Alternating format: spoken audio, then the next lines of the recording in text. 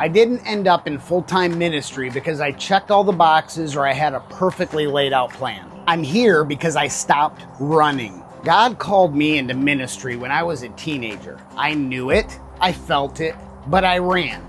And not like Jonah, who ran for a few days. I ran for over 30 years. I chased the corporate ladder, I chased promotions and money, I built retail businesses. I convinced myself that providing in abundance and producing better than others was my highest calling. And with whatever time was left over, I would help in ministry. And while there's nothing wrong with business or success, for me, it was disobedience.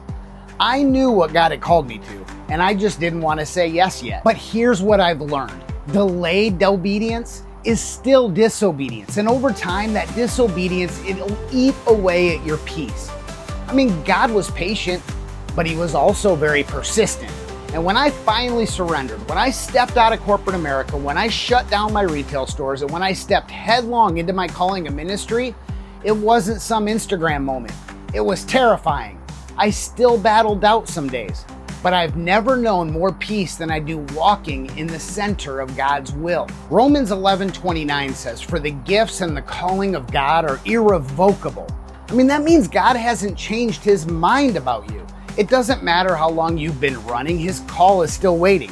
His grace is still sufficient, and his power is still enough. I now lead Warriors for His Glory and the Defeat Suicide Foundation full time, not because I finally got brave, but because I finally got broken enough to let God rebuild me. And this is what drives me.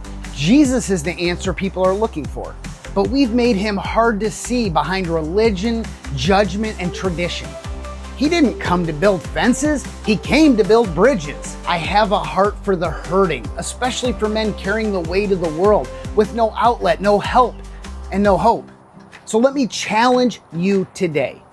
If you've been running from your calling, stop. If you've been walking in fear, surrender. If you're struggling to trust God for provision, step out anyway. Obedience opens doors that fear has shut. If your faith has been shaken, anchor yourself in his promises, not your emotions. If you don't think you're good enough, remember, he does not call the qualified, he's going to qualify the called. And if you've let shame convince you that God can't use you, remember the cross. It didn't just pay for your sin, it sealed your purpose. You don't have to be perfect to be powerful in the kingdom. You just have to be obedient. Until next time, as always, live faith-fueled and battle-ready.